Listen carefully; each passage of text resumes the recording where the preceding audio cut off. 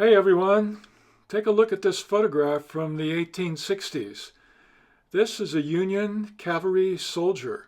See that uniform? Notice anything missing? This tiny detail, a missing button, might seem insignificant, but soldiers lost these things all the time, and sometimes we find them. Okay, let's start digging.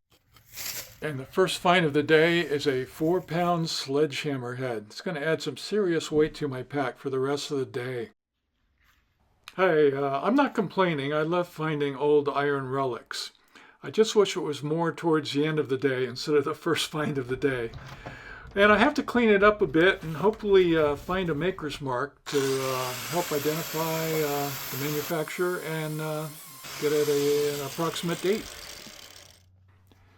Well, I got most of the rust off with the angle grinder and flat disc, and the ends came out smooth. It sure is pitted from being in the ground so long, but there is a maker's mark, and it says K something L126. Okay, the K and L stands for the maker, Klein and Logan, and the 126 refers to the Nevada pattern, which is commonly used in mining.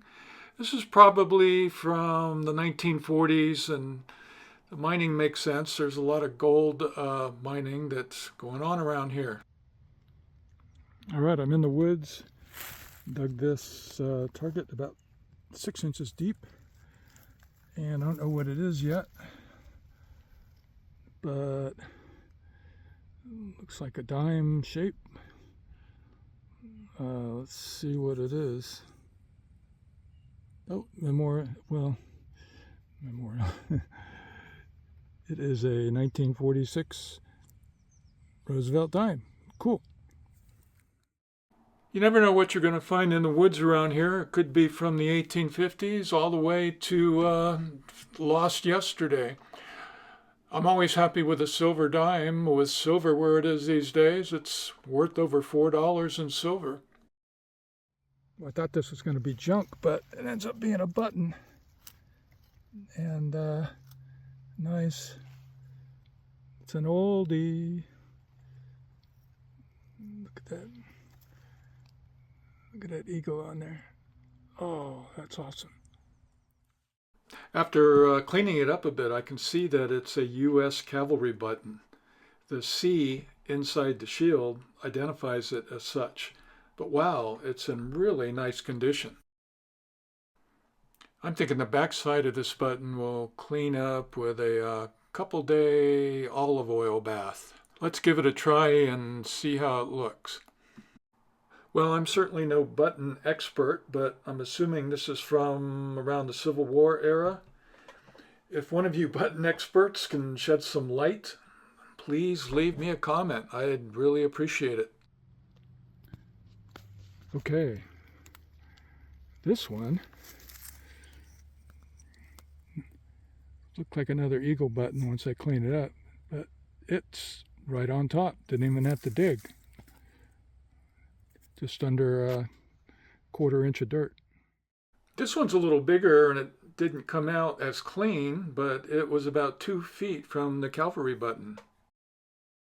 If there's no letter within the shield, then it's a general service button. These are certainly more common, and probably this one came off a coat. Now, I'm assuming, again, that this is from the 1860s, but let's give it that 2-day olive oil treatment so we can get a cleaner look at the back mark. Excellent. It worked out pretty well again. Now, this button says Horseman Brothers and Company instead of Horseman and Company. Man, I need a military button expert to help out here. And check out that abbreviation for Philadelphia. That's pretty different. In any event, I'm totally thrilled, and I'm going to stay at this site the rest of the day. I found this cavalry hat emblem a few years ago, maybe about a mile from where I'm hunting today. Just thought I'd show it to you. Yeah, this was a big brass target. Looks like maybe an old clock. I'll have to clean it up and see, but it looks like it's got clock parts inside. We'll see. This thing has a lot of dirt in it, but we'll clean it up and see if we can find a mark in terms of who made it and what year it was made. Well, this thing's a mess, as you can see. The first thing I'm going to do is fold over the front. There's nothing left to the front of the clock. So remove that first and see some of the gears. These actually came off with the tool, so I could take the back off. It's brass. And just digging down into it, trying to find that maker's mark. That's all brass right there, and that's what it looks like cleaned up. I couldn't find a maker's mark, it's probably on the front of the clock, which is long gone, but given the brass steel construction and the dimensions, it's all consistent with a travel clock, often called an officer's clock. And here's an example of what one might look like back then. Don't know how old it is, but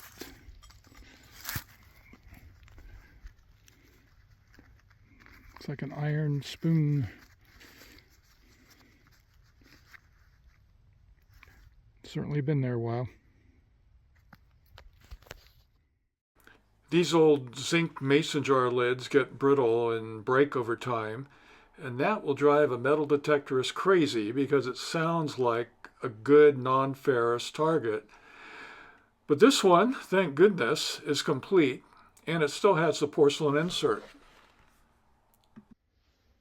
And what's a cavalryman without his horse? This was next to an old oak tree about 20 feet from where I found those buttons. And it's pretty bent out of shape. I wonder what the story is behind that. This brass piece of a harmonica reed was also found within about a 20 by 10 footprint before the targets kind of dissipated. So here's a picture of everything I found that day, but what I'd like to do is kind of recap everything I found at our cavalry campsite. These buttons were surely the find of the day, and we found solid evidence of our guy's preferred means of getting around. I'm sure he enjoyed whatever was in the mason jar this lid was attached to. Probably came from a local merchant or settler. And he had a nice spoon to dig into it. I think it would be fascinating to go back in time and view exactly what he did every day, his daily routine. And wouldn't it be great to hear some of the tunes he played on his harmonica in the evening? I like thinking about these things. What was life like for our cavalryman with the missing button? We can only imagine. If you enjoyed the finds and piecing together this story with me, please hit that like button and subscribe for future videos. And as always, thank you for watching.